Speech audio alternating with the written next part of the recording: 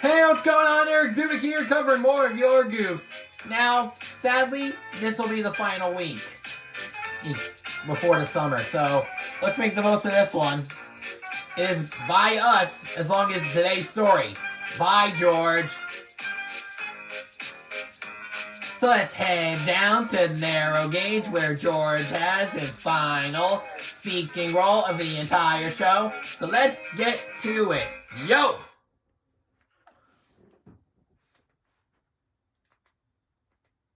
One day, George the Steamroller was waiting for Percy to take him to a new workplace. George was being rude to Rheneas and Scarlo. But why are they smiling, though? But my question here is, why the heck are they even smiling? And that's kind of weird. Yeah, being rude to Rheneas and Scarlo. Yeah, that's like the weirdest way to take that.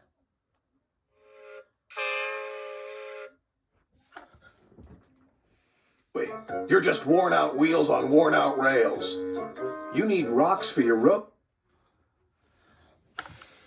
I think the eyes are jittering. The face may be moving a bit. Replied Scarlo, and we're helping you. I need to flatten little engines in the scrapyards, retorted George. Then Percy arrived to take... And yet he's arrived again. George away. He was still rebelling. Railways are no good. Turn them into roads. The little engines were pleased to see him go. George grumbled all the way because he had scratches on his pupils.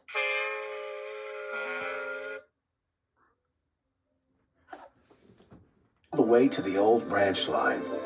He was going. And apparently the train gains a brake van.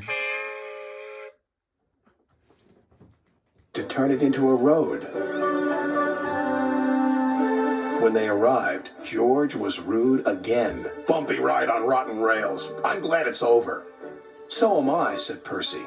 Ha, huffed George. Percy was still fuming when it...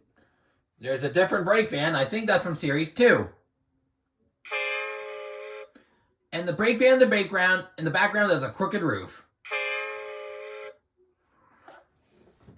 He met Thomas. What's up, Percy? Well, more like what's down. A crew member taking a nap behind the men. It's George. He makes me feel down. Just ignore him, puffed Thomas. George was now enjoying himself. Ripping up rails, he chortled. What a life! What do you think of this, Thomas? Thomas took no notice. George felt insulted. You're a useless blue puffball. But Thomas didn't hear. I'll show him who's boss.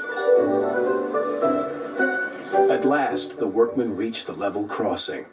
What shall we do here? Tear it up, tarmac it, said George. So they did, but not properly, and George knew it. Later, Thomas was traveling home on the same line. He was pulling freight cars filled with vegetables. The signalman had forgotten to warn his driver about the crossing. That's nice. We don't need to stop, said Thomas happily. Yes, we do, called his driver. But it was too late.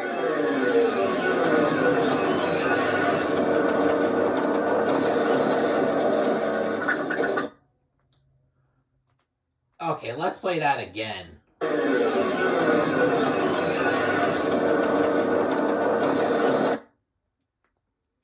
Apparently Thomas's wheels have stopped moving. Has no movement at all. Whee!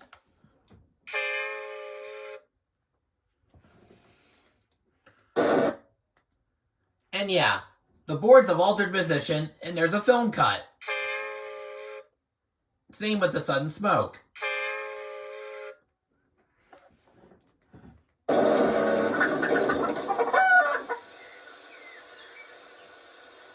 Next day, Percy told Gordon all about George. "Huh," snorted Gordon. "You're just a small engine. That's why he's rude to you. He wouldn't dare cause me any trouble." George had been taken to some yards to work. Duck arrived with a train of empty freight cars. George was blocking his way, and a car was stuck on the main line. "Let me through," demanded Duck. "You'll just have to wait," replied George. "There's no time to wait. I must clear my freight cars from the main line to let Gordon through." "Then he'll have to wait too," said George. Duck's driver went to complain to the station master, but the signalman had set the signal to allow Gordon to speed through. His passengers were... Apparently the railway master had some visible dust on his hat.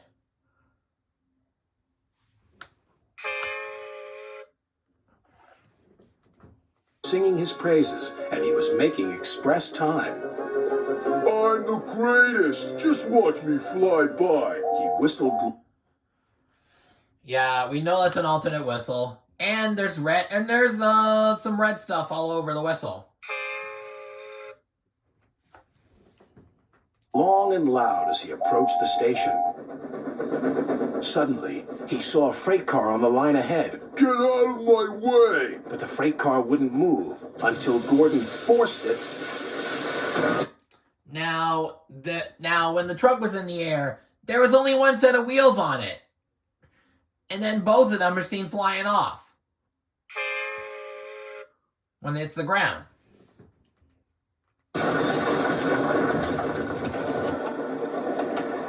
By accident. Gordon was worried that Sir Topham Hatt would be cross. He was, but not with Gordon.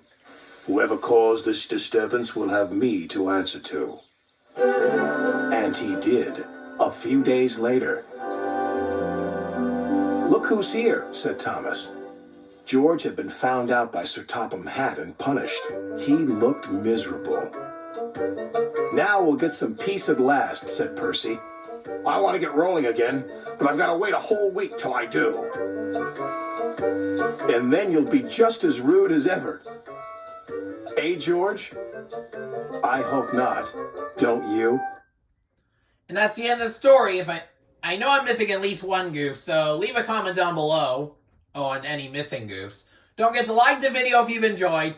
Do not forget to subscribe if you haven't done so already. And turn on all post notifications so you will not miss a single upload. And this week's story has been by George, and unfortunately, it's bye for us. So, see you after Labor Day. Hey, this train's about to head on home. All aboard!